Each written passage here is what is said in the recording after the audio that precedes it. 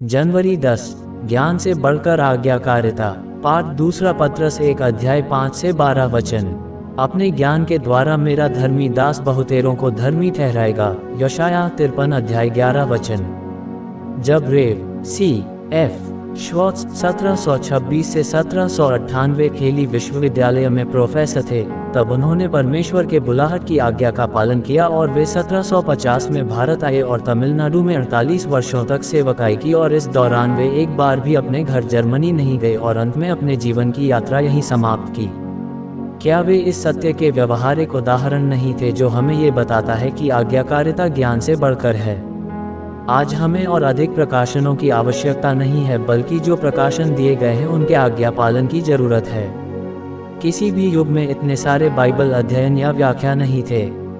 आज असंख्य Bible software और अध्ययन सेमिनार हैं, और ऐसा प्रतीत होता है कि बाइबल ज्ञान में हमने अपने से पहले की पीढ़ियों से अधिक प्राप्त किया है।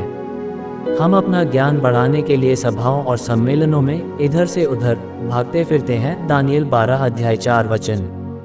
इन सब के पीछे हमारा प्रेरणा स्रोत आज्ञा पालन की इच्छा नहीं, वरन ज्ञान प्राप्त करने की लालसा है। यही पाप हमारे प्रथम माता पिता का था। उनकी भी रुचि परमेश्वर की आज्ञाकारिता की अपेक्षा और ज्यादा ज्ञान प्राप्त करने में थी। इसी कारण उन्होंने भले बुरे ज्ञान के वर्जित वृक्ष का फल खाया। परमेश्वर हमारे ज्ञान अर्जित करने के खिलाफ नहीं है। वास्तव में वह सारे बुद्धि और ज्ञान का स्रोत है, लेकिन ज्ञान अपने साथ हमारे ऊपर अनेक जिम्मेदारियां भी लाता है। प्रेरित पत्रस समझदारी से हमें चेताता है कि ज्ञान पर संयम, अन्यथा हम प्रभु यीशु को पहचानने में निकम्मे और निष्फल रह जाएंगे। दूसरा पत्रस 1 अध्याय 6-8 वचन। हम सभी इस बात पर घमंड करते हैं कि कितनी अधिक बाइबल जानते हैं। अब वक्त आ गया है कि हम परखें कि कितनी हम बाइबल का आज्ञा पालन करते हैं।